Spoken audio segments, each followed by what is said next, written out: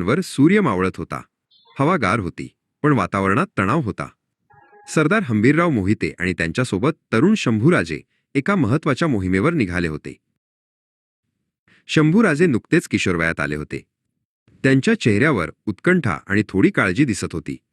हंबीरराव त्यांचे फक्त सेनापती नव्हते, तर ते त्यांचे मार्गदर्शक आणि विश्वासू रक्षक होते. हंबीरराव, हे घाट किती धोकादायक आहेत, शंभूराजे हळूच म्हणाले. हंबीररावांनी त्यांच्याकडे पाहिले आणि आश्वासक हसले.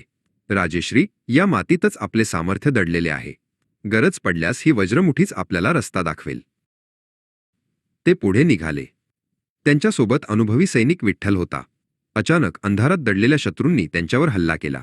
दगडांचा वर्षाव झाला आणि तलवारींची झुंज सुरू झाली. हंबीररावांनी क्षणाचाही विलंब न लावता शंभूराजांना पाठीमागे घेतले. विठ्ठल, तुम्ही राजांना सुरक्षित ठिकाणी घेऊन जा. मी त्यांना थोपवून धरतो. हंबीररावांचा आवाज सिंहाच्या गर्जनेसारखा होता. विठ्ठल आणि इतर सैनिक शंभूराजांना एका लहान गुहेकडे घेऊन गेले. पण हंबीरराव एकटेच त्या चिंचोळ्या खिंडीत शत्रूंचा सामना करत होते. त्यांची तलवार विजेसारखी चमकत होती. शत्रू संख्येने जास्त होते, पण हंबीररावांच्या मुठीत असामान्य ताकद होती. प्रत्येक वार असा होता जणू तो लोखंडाचा घन. म्हणूनच लोक त्यांना वज्रमुठीचा म्हणत.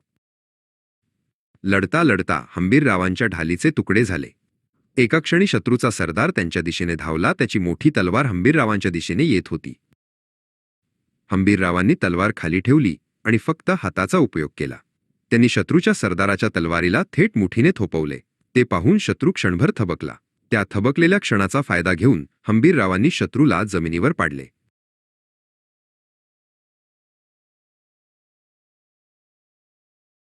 इतर मराठा सैनिक विठ्ठलच्या नेतृत्वाखाली परत मदतीला आले.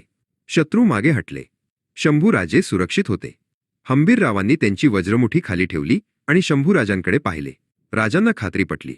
ही ताकद केवळ शारीरिक नव्हती, तर ती होती निष्ठेची आणि धैर्याची.